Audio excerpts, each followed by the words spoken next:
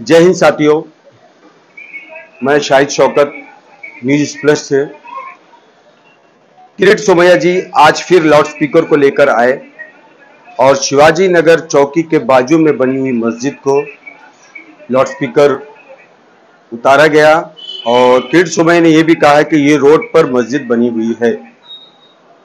तो मेरी सभी शिवाजी नगर गोंडी के मस्जिदों के ट्रस्टी से ये हाथ जोड़कर अपील है कि आपको जब सरकार परमिशन दे रही है तो आप परमिशन लेने में पीछे क्यों हट रहे हैं। शिवाजी नगर गोंडी की ऐसी भी मस्जिदों के नाम हैं उन 72 मस्जिद में, जो मस्जिद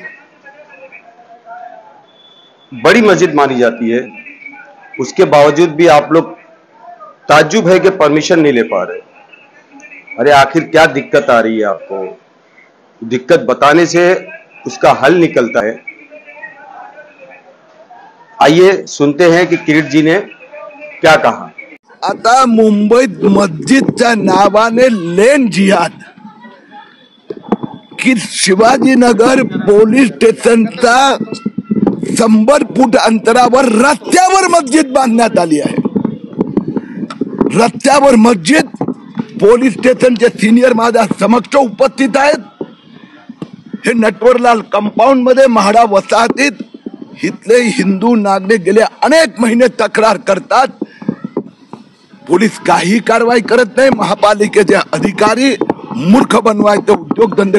हा मी उभा आहे तो मर्दस्ता आहे, मस्जिद तुफिया रस्त्यावर बांधला आहे आणि त्यानंतरही आणि हे तेच पोलीस स्टेशन परिसर आहे की जिथे हे सिनियर पोलीस इन्स्पेक्टर मला यादी देतात की 72 मस्जिदीची नावं आम्ही नोंदवली आहे, 400 भोंगे लागले आहेत, एकाने परवानगी घेतली नाही आणि पोलीस तमाशा करते। म्हणून मुंबईतला हे मस्जिदीच्या नावाने जे लेन जिहाद चाललाय ते आम्ही थांबवणार आहोत आणि अशा प्रकाराने सरकारी प्रॉपर्टीवर रस्त्यावर ज्या मस्जिदी आता उभ्या आहेत त्या सगळ्या काढावे लागणार। मस्जिदीवरील अनधिकृत भोंगेही काढणार आणि अनधिकृत मस्जिदच्या नावाने लेन जिहाद पण किरीट सोमैया थांबवणार।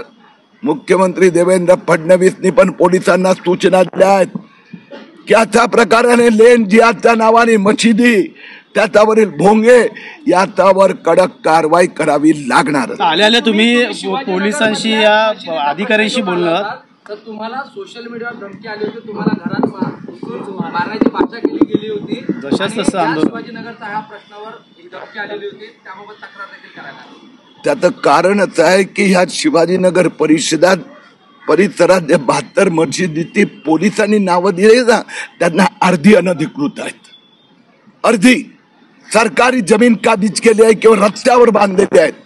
आता या सगळ्यांवर कारवाई होणार म्हणून ज्या लेन जिहादच्या मागे आधी 1-2 झोपडे येतात किंवा एका चाळीतले, तुम्ही बघितलं पवाई कॉलनी हिरानं सगळी हिंदू वस्ती, 400 घरं, त्यात एक फक्त चाळीतली खोली घेतली, त्यात दुसरी घेतली, त्यात पहिला मजला आणि त्यात 4 भोंगे।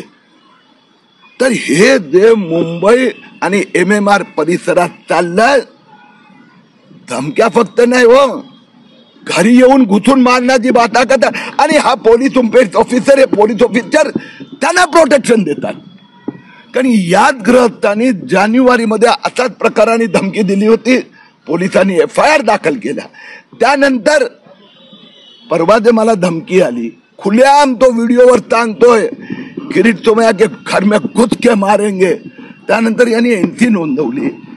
ह्या मस्जिदीतल्या लेन माफियागिरी चालली आहेत, त्यापैकी काही यांनाही मिळत असेल, पण आता सरकार देवेंद्र फडणवीस मुख्यमंत्री आहेत, हे थांबणार। पालिका अधिकाऱ्यांशी तुम्ही बोलणं केलेलं आहे, फोनवरती धारेवर धरले, पालिका अधिकाऱ्यांचं काय म्हणणं आहे, किती दिवसात या गोष्टी? मुद्दा असा आहे की युसुफ अन्सारी असो की आणखीन जे माफिया आहेत ते किरीट तुम्हाला धमकी दे सकतात, कारण की पोलीस अधिकारी हे इनडायरेक्ट रित्या त्यांना प्रोटेक्शन देतात। 72 मस्जिद आहे, पोलीस अधिकारी लिहून देतात, लाऊडस्पीकर 400 चालू आहे आणि एकाही पोलिसावर अजूनपर्यंत मस्जिदीवर कारवाई का नाही।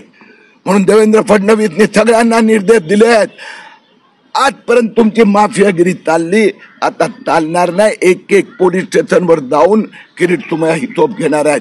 विचारण्याचा प्रश्नच नाही आहे.